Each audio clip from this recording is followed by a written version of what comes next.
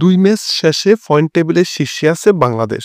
শেষ ম্যাচে দক্ষিণ কোরিয়ার সাথে ড্র করতে পারলে গ্রুপ চ্যাম্পিয়নশিপে এশিয়ান কাপের মূল পর্ব খেলা নিশ্চিত করবে আন্ডার-20 নারী ফুটবল দল।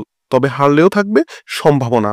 গ্রুপ চ্যাম্পিয়ন ছাড়াও সুযোগ থাকবে 8টি গ্রুপের সেরা 3টি রানার্স আপ দলের মূল পর্বে খেলার। সো বাংলাদেশের সম্ভাবনা প্রবল। এট ফার্স্ট 2 ম্যাচ শেষে চলুন দেখে আসি এই গ্রুপের পয়েন্ট টেবিলটা কেমন। শীর্ষে থাকা বাংলাদেশের পয়েন্ট 6, গোল পার্থক্য +10। অন্যদিকে 2 নম্বরে থাকা দক্ষিণ কোরিয়ার পয়েন্টও 6 এবং তাদেরও গোল পার্থক্য +10। পয়েন্ট এবং গোল পার্থক্য সমান হলেও বাংলাদেশ শীর্ষে আছে, কারণ বাংলাদেশ লাওসের বিপক্ষে 3-1 গোলে এবং সেকেন্ড ম্যাচে তিমুর লেস্তেকে হারিয়েছিল 8-0 গোলের বিশাল ব্যবধানে। অন্যদিকে সাউথ কোরিয়া এই তিমুর লেস্তেকে হারিয়েছিল 9-0 গোলে এবং লাওসের সাথে তারা কোনো মতে 1-0 গোলে জিততে পেরেছিল। সো 1 গোল বেশি দেওয়ার সুবাদে বাংলাদেশ রয়েছে গ্রুপের শীর্ষে। আজকে বাংলাদেশ বনাম সাউথ কোরিয়ার ম্যাচ। এই ম্যাচে নির্ধারিত হবে গ্রুপ চ্যাম্পিয়ন কে হচ্ছে, বাংলাদেশ নাকি সাউথ কোরিয়া। ম্যাচটি কঠিন হবে, কারণ সাউথ কোরিয়া ফুটবলের পাওয়ার হাউস। তাদের রয়েছে ফুটবলে প্রচুর ইনভেস্টমেন্ট। তাদের যে ন্যাশনাল টিম, সেই ন্যাশনাল টিম র্যাঙ্কিংয়ে রয়েছে সেরা 10-এর মধ্যে। নিয়মিত তারা ওয়ার্ল্ড কাপ খেলা দল।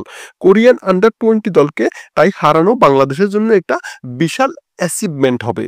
যদি বাংলাদেশ সাউথ কোরিয়ার সাথে ড্র করতে পারে, তবে সরাসরি গ্রুপ চ্যাম্পিয়ন হিসেবে মূল পর্ব কনফার্ম করবে, এটা আমরা ইতিমধ্যে জেনে গেছি। বাট যদি বাংলাদেশ হারে, সেক্ষেত্রে কি হবে? বাংলাদেশ যদি 4-1 ব্যবধানে বা তার চেয়ে কম ব্যবধানে হারে, তবে বাংলাদেশ থাকবে সেরা 3 রানার্স আপের তালিকায় এবং তখন মূল পর্বে যাওয়ার সম্ভাবনা থাকবে অনেক বেশি।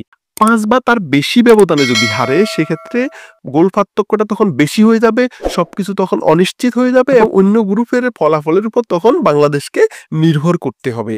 বাংলাদেশের এশিয়ান কাপের সমীকরণটা মোটামুটি কেমন, চলেন গ্রুপ বাই গ্রুপ একটু দেখে আসি। প্রথমত একটা জিনিস জেনে রাখেন, মোট 8 গ্রুপ থেকে বেস্ট 3টা রানার্স আপ দল এশিয়ান কাপে কোয়ালিফাই করবে গ্রুপ চ্যাম্পিয়নদের সাথে।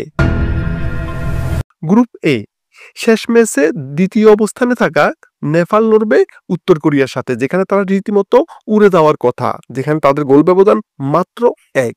এই গ্রুপ থেকে বাংলাদেশের জন্য কোনো থ্রেট আপাতত নেই। গ্রুপ বি, সেকেন্ড অবস্থানে রয়েছে কিরগিজস্তান, যাদের শেষ খেলা ভিয়েতনামের সাথে, যেখানে তারা হারার সম্ভাবনা প্রবল। অন্যদিকে থার্ড অবস্থানে থাকা হংকং এর গোল ব্যবধান -5। সো তাদের জন্য এটা কঠিন, তাই এই গ্রুপটাও বাংলাদেশের জন্য safe. Group C, Australia qualify করবে, এটা কনফার্ম, কিন্তু সেকেন্ড অবস্থানে থাকা চাইনিজ তাইপে থ্রেট হতে পারে বাংলাদেশের জন্য, কারণ তাদের পরের ম্যাচ তাজিকিস্তানের বিপক্ষে, যেখানে মোটামুটি বড় ব্যবধানে যদি জিততে পারে, তাছাড়া অলরেডি তাদের গোল ব্যবধানও +4। সো অস্ট্রেলিয়ার সাথে বড় ব্যবধানে না হারলে তারা সহজেই বেস্ট 3 রানার্স আপে অন্তর্ভুক্ত হতে পারবে বলে মনে হচ্ছে। গ্রুপ ডি, যেহেতু ইন্দোনেশিয়া পরপর 2টো ম্যাচ ড্র করেছে, তাই তারা এমনিতেই আউট। আবার শেষ ম্যাচ ভারত বনাম মিয়ানমার, তাই এখানে যে জিতবে সে সরাসরি কোয়ালিফাই করবে এবং যে হারবে তার পয়েন্ট হবে 4। আবার ড্র করলে উভয়ের পয়েন্ট হবে 5, যে সেখানে ভারত চলে যাওয়ার কথা এবং 5 পয়েন্টের কারণে মিয়ানমার আউট হয়ে যাবে। বেস্ট রানার্স আপে অবশ্যই 6 পয়েন্ট লাগবে, তাই এখানে বাংলাদেশ সেফ। গ্রুপ ই, চীন সহজে কোয়ালিফাই করবে, কিন্তু সেকেন্ড অবস্থানে থাকা লেবাননের পয়েন্ট 6 এবং গোল ব্যবধান +2 এবং শেষ ম্যাচটা যেহেতু চীনের সাথে খেলবে, সো এই ম্যাচে তাদের জয়ের সম্ভাবনা খুবই ক্ষীণ এবং তাদের তখন গোল ব্যবধানের যে গোল রেশিওটা আছে সেটা কমে যাবে, তাই এই গ্রুপ থেকেও আপাতত কোনো থ্রেট নেই। গ্রুপ এফ, সেকেন্ড অবস্থানে থাকা ইরানের গোল ব্যবধান +5 থাকলেও তারা শেষ ম্যাচ খেলবে জাপানের বিপক্ষে, যেখানে মোটামুটি বড় ব্যবধানে হারার কথা, তাই এখানেও বাংলাদেশ আমার মনে হচ্ছে আপাতত সেফ।